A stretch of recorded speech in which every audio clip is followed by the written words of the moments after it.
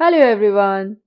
मेरा नाम है डॉक्टर कोमल सिंह चौहान और आज जो टॉपिक हम डिस्कस करने जा रहे हैं वो है कॉन्सेप्ट ऑफ पावर, जिसमें हम समझने वाले हैं पावर के मीनिंग को, इससे रिलेटेड इंपॉर्टेंट डेफिनेशंस को, पावर के कैरेक्टरिस्टिक्स को, एज वेल एज इसकी काइंड्स या फॉर्म्स। तो सबसे पहले स्टार्ट करते हैं इसके मीनिंग से। पावर टर्म को डिराइव किया गया है लैटिन वर्ड पोटेर से, जिसका मतलब होता है टू बी एबल या करने की क्षमता। ये पॉलिटिकल थियोरी का एक फंडामेंटल कॉन्सेप्ट है। हमने अब तक ये जाना है कि कैसे मार्क्सिज्म और एलीट थियोरीज ने पावर की बात करी है। इवन मैकियावेली और हॉब्स जैसे थिंकर्स पावर पर एम्फसाइज करते थे। लेकिन इसका मीनिंग क्या है? पॉलिटिकल साइंस और पॉलिटिकल थियोरी के पर्सपेक्टिव में पावर दूसरों पर किया जाने वाला या रखा जाने वाला कंट्रोल, अथॉरिटी या इन्फ्लुएंस है। ये एक ऐसी एबिलिटी या क्षमता है जिसके थ्रू एक इंडिविजुअल या ग्रुप दूसरों को प्रभावित कर सकता है, उन पर कंट्रोल एक्सरसाइज कर सकता है या अथॉरिटी एक्सरसाइज कर सकता है, या ऑल इन ऑल दूसरों के माइंड्स को और एक्शंस को इन्फ्लुएंस कर सकता है। और पावर का जो कॉन्सेप्ट है it is closely related with authority, क्योंकि अथॉरिटी होती है लेजिटिमेट पावर, लेकिन पावर को हम इलेजिटिमेट तरीके से भी एक्सरसाइज कर सकते हैं, ऐसे तरीकों के थ्रू जो कि लेजिटिमेट नहीं समझे जा सकते हैं, जैसे कि किसी को डराना या धमकाना। पावर और अथॉरिटी पर भी मैं सेपरेट वीडियो बनाने वाली हूँ। और पावर की डिफरेंट फॉर्म्स होती हैं, जैसे कि लेजिटिमेट, कोर्सिव और रिवॉर्ड पावर, जिसको कि हम थोड़ी देर में डिस्कस करने वाले हैं। और ऐसे थिंकर्स जिन्होंने इस कॉन्सेप्ट के प्रति कंट्रीब्यूट किया है वो हैं मैक्स वेबर और रॉबर्ट डेल। तो चलिए इन्हीं की पावर की डेफिनेशन को समझ लेते हैं। रॉबर्ट डेल ने पावर के बारे में क्या कहा है, पहले मैं इंग्लिश में बता देती हूँ। He defined power as one actor's ability to make another do something that the latter would not otherwise do. Power एक इंसान की या ग्रुप की एक ऐसी एबिलिटी है जिसके थ्रू वो दूसरों से ऐसे काम करवा सकता है जो कि अदरवाइज वो नहीं करेंगे। ये होती है पावर। फिर मैक्स वेबर कहते हैं that power is any chance और probability to carry through one's own will. Power को वो ऐसी चांस या संभावना बताते हैं जिसके थ्रू वो अपनी इच्छा को कैरी आउट कर सकता है, अपनी विल को कैरी आउट कर सकता है। तो फॉर एग्जाम्पल मेरी इच्छा है कि मैं मेंबर ऑफ पार्लियामेंट बनूं और अपनी इस इच्छा को मैं कैरी आउट कर पा रही हूं, सो दैट मीन्स कि मेरे पास पावर है। वूफर्स के अकॉर्डिंग पावर एक ऐसी एबिलिटी या क्षमता है जिसके थ्रू हम दूसरे से वो करवा सकते हैं जो हम उससे करवाना चाहते हैं, या उससे हम वो नहीं करवाते हैं जो हम उससे करवाना नहीं चाहते हैं। तो इन सभी डेफिनेशंस के बाद हम कंक्लूजन में क्या कह सकते हैं कि पावर क्या है? पॉलिटिकल साइंस और पॉलिटिकल थियोरी में पावर एक कैपेसिटी है, एक क्षमता है। किस चीज की? इन्फ्लुएंस करने की, प्रभावित करने की, किसी को डोमिनेट करने की, लीड करने की, या दूसरे की लाइफ और उसके एक्शंस को इम्पैक्ट करने की। और ये एक ऐसी एबिलिटी है जिसके थ्रू हम एक डिजायर्ड आउटकम को अचीव कर सकते हैं। हम जो चाहते हैं अचीव करना, जो हमारा डिजायर होता है, हम उसको अचीव कर सकते हैं। ये होता है पावर का मीनिंग और डेफिनेशन। और जो पावर को होल्ड करता है या जिसके पास पावर होती है उसको पावर होल्डर कहा जाता है। अब आ जाते हैं पावर के कैरेक्टरिस्टिक्स पर। सबसे पहला कैरेक्टरिस्टिक है that power requires at least 2 actors. Power को एक्सरसाइज करने के लिए कम से कम 2 एक्टर्स की जरूरत होती है। एक वो जो खुद पावरफुल हो और दूसरा जिस पर वो पावर को एक्सरसाइज कर सके। तो ये 2 एक्टर्स का एक ऐसा रिलेशनशिप बन जाता है जिसमें एक एक्टर दूसरे के बिहेवियर को प्रभावित कर सकता है। और इसी एस्पेक्ट को हैरोल्ड लाजवेल कहते हैं that power is relational. Power एक रिलेशन एस्टैब्लिश करती है 2 एक्टर्स के बीच में। आप पावरफुल तभी तो बनोगे जब आप किसी को इन्फ्लुएंस कर सको या कंट्रोल कर सको। और इसी के साथ साथ पावर सर्कमस्टांसेस और पोजीशन पर भी डिपेंड करती है। सर्कमस्टांसेस होते हैं, हालात या कंडीशंस। अगर आपकी कंडीशन अच्छी है, आप रिच हैं, हाई स्टेटस है आपका, तो आप पावरफुल हैं। जिस दिन आप गरीब बन गए, यू लूज योर स्टेटस, आपके हाथ से पावर भी चली जाती है। यही हाल पोजीशन का है। कई बार ऐसा होता है कि पावर आपको पोजीशन के साथ मिलती है, तो वो पावर किसी पर्सन में रिसाइड नहीं करती है, बल्कि उस पोजीशन पे रिसाइड करती है। जैसे कि अगर आप जज बन जाते हैं या प्राइम मिनिस्टर बन जाते हैं, तो आपके पास पावर आ जाती है। वहीं जैसे ही आप अपनी पोजीशन को लूज कर देते हैं, पावर को भी आप लूज कर देते हैं। सो ऐसे केसेस में जहां पावर पोजीशन पर डिपेंड करती है, ऐसे केसेस में पावर इंस्टीट्यूशंस के पास रिसाइड करती है, ना कि एक पर्सन के पास। इंडिविजुअल तो बस उस पोजीशन को होल्ड करता है, और ये एक ऐसी एबिलिटी होती है जिसके थ्रू हम दूसरे के बिहेवियर को इन्फ्लुएंस या प्रभावित कर सकते हैं। हम दूसरे के एक्शंस को, उसके फंक्शंस को या उसकी पॉलिसीज को इन्फ्लुएंस कर सकते हैं, चीजों को अपने फेवर में करवा सकते हैं। और इसकी कई फॉर्म्स होती हैं जो कि हम आगे समझने वाले हैं। पावर में आप कुछ पोजेस करते हैं जो आपको दूसरे से सुपीरियर बनाता है। वो पैसा भी हो सकता है, आपकी स्किल भी हो सकती है, कैरिज्मेटिक पर्सनैलिटी भी हो सकती है। तो ये चीज दूसरे के पास नहीं होती है, and that makes you superior. इसी वजह से आप दूसरे को प्रभावित कर सकते हैं। और जब कोई इंसान पावर गेन करता है, तो वो ऐसी चीज गेन करता है जो उसके पास पहले नहीं थी, लाइक मनी और पोजीशन। पावर के दो एस्पेक्ट्स होते हैं, एक्चुअल और पोटेंशियल पावर। एक्चुअल पावर होती है ऐसी पावर जो एक इंसान या कम्युनिटी के पास एक्चुअलिटी में है, और पोटेंशियल पावर होती है ऐसी पावर जिसका इंडिविजुअल या कम्युनिटी के पास पोटेंशियल होता है जेनरेट करने का। ऐसी पावर जिसको कि एक्सरसाइज तो नहीं किया गया है, बट इंडिविजुअल पोटेंशियल रखता है उसको जेनरेट करने का। जैसे कि फॉर एग्जाम्पल आपके पास कोई प्रॉपर्टी है, आपने उसको बेचा नहीं है। जब कभी फ्यूचर में आप उस प्रॉपर्टी को बेचोगे, उससे जो आपको पैसा मिलेगा वो आपकी पोटेंशियल पावर होगी इन प्रेजेंट, क्योंकि उस प्रॉपर्टी में ये पोटेंशियल है कि वो आपको पैसा जनरेट करके दे। और पावर को हम किसी एम या ऑब्जेक्टिव या उद्देश्य को अचीव करने के लिए ही यूज करते हैं in the context of political science and theory. ये किसी एक्टर का सेल्फ इंटरेस्ट भी हो सकता है, या वो ऐसा सोसाइटी के इंटरेस्ट में भी कर सकते हैं। लाइक मिलिट्री परेड्स होती हैं कई देशों में, इसका भी एम होता है कि दूसरे देशों को अपनी मिलिट्री पावर दिखाई जाए। और पावर एक एब्स्ट्रैक्ट कॉन्सेप्ट है, इसको हम देख नहीं सकते हैं, इट्स नॉट फिजिकल, पर इसको सिर्फ फील किया जा सकता है किसी को प्रभावित करके या एक्शंस और फंक्शंस के थ्रू।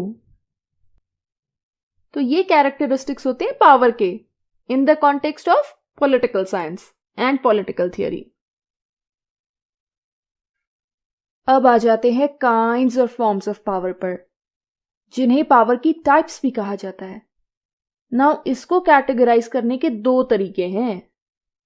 पहला तरीका है to categorize them into legitimate, referent, reward, expert and coercive power.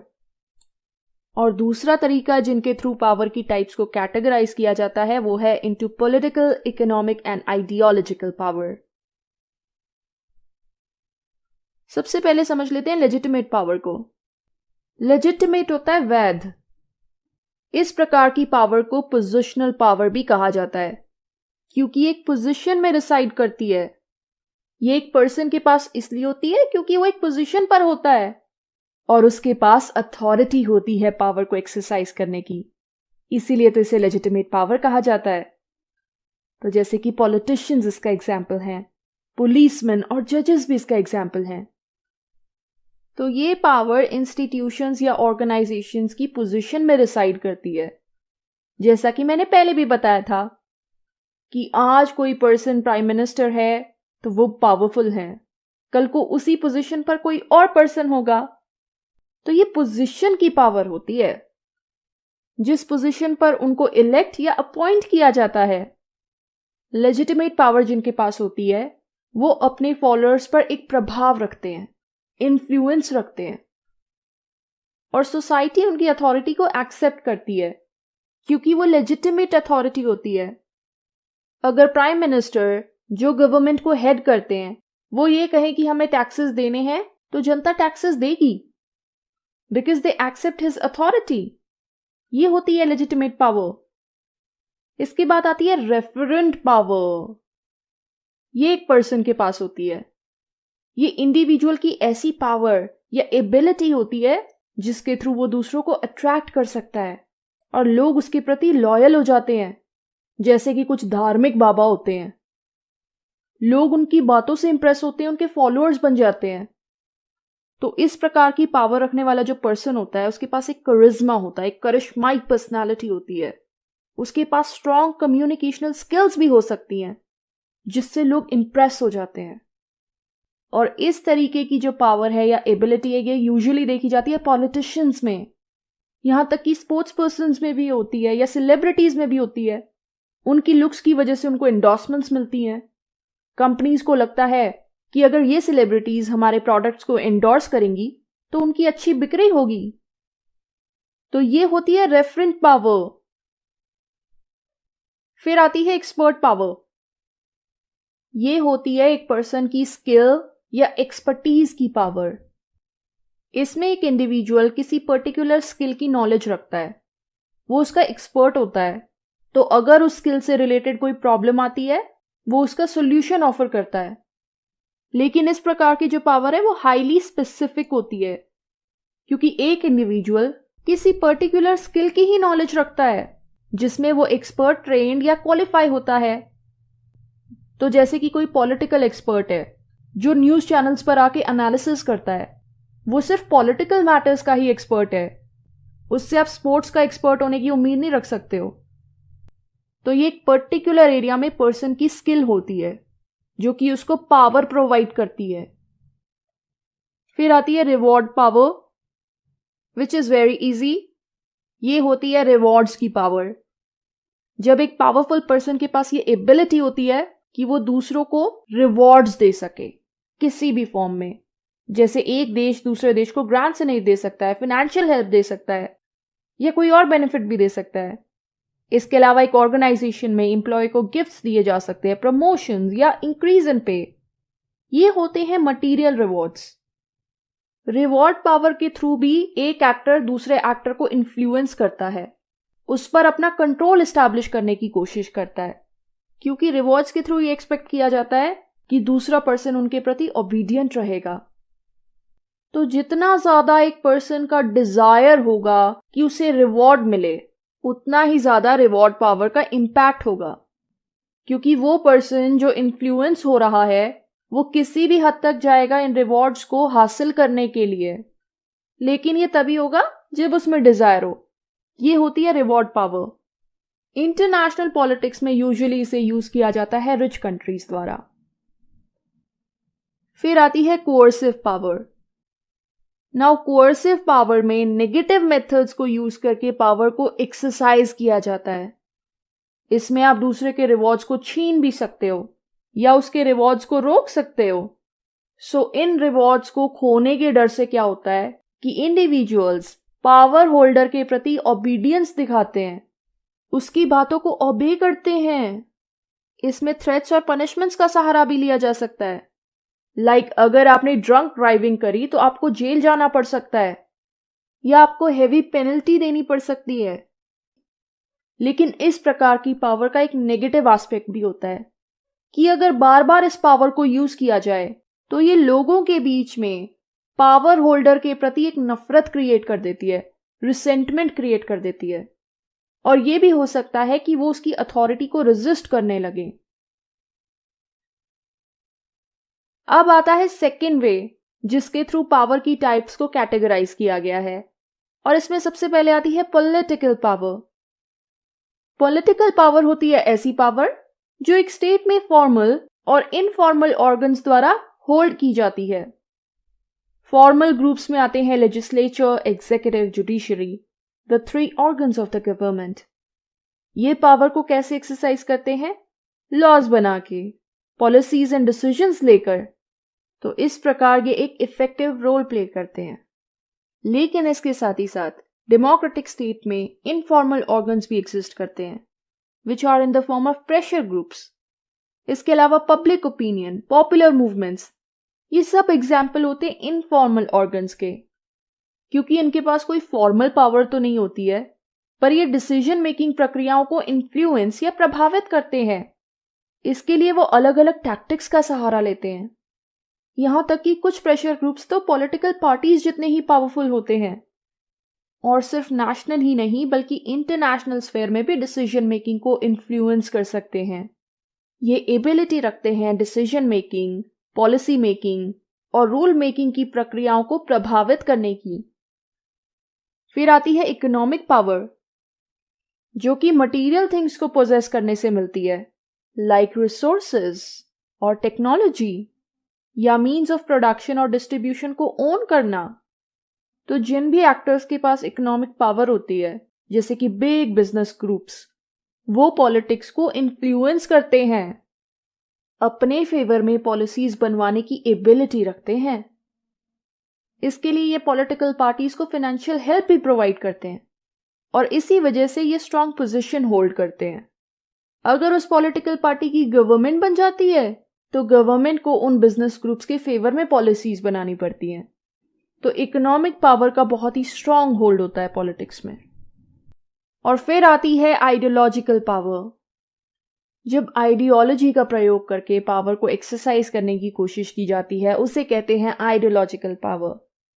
Ideology ऐसे सेट ऑफ आइडियाज और बिलीव्स होते हैं जो कि किसी पर्टिकुलर ऑर्डर को जस्टिफाई करने की कोशिश करते हैं, और इस आइडियोलॉजी का यूज करके लोगों को इन्फ्लुएंस और कंट्रोल करने की कोशिश की जाती है। उनके दिमाग में ये बात डाली जाती है कि एक पर्टिकुलर टाइप ऑफ गवर्नमेंट ही सही है, दूसरी गवर्नमेंट्स तो बेकार हैं, ताकि वो किसी भी प्रकार से गवर्नमेंट की अथॉरिटी को चैलेंज ना कर सके। पॉलिटिक्स में आइडियोलॉजी बहुत इंपॉर्टेंट रोल प्ले करती है। इवन पॉलिटिकल पार्टीज की अपनी अपनी आइडियोलॉजी होती है, जिससे लोग अपने आप को आइडेंटिफाई करते हैं। उन्हीं आइडियोलॉजी का यूज करके वो पॉलिटिकल पार्टीज पावर में आती हैं। ये कंजर्वेटिव भी हो सकती है या आइडियोलॉजी लिबरल भी हो सकती है। तो पॉलिटिक्स में ideological power also plays an important role, क्योंकि इसके थ्रू आप लोगों के माइंड को डायरेक्टली इन्फ्लुएंस करते हो। तो ये होती हैं टाइप्स या काइंड्स ऑफ पावर। और ये था हमारा आज का टॉपिक, जिसमें हमने समझा कि पावर क्या होती है, इसके क्या कैरेक्टरिस्टिक्स हैं, क्या इसकी टाइप्स या फॉर्म्स हैं। नेक्स्ट वीडियो में हम समझेंगे इसकी थियोरीज को। तो उम्मीद है कि आपको आज का टॉपिक समझ में आया होगा।